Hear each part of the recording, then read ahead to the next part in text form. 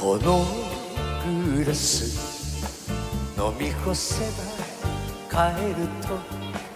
言えばお前が絡みつくから拗ねてる肩をそっと引き寄せれば膝にもたれて耳元ささやく秘密にできるの誰にも言わずにときめき心は定めと信じて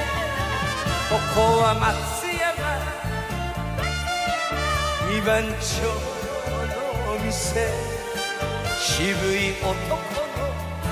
夜明けのブルース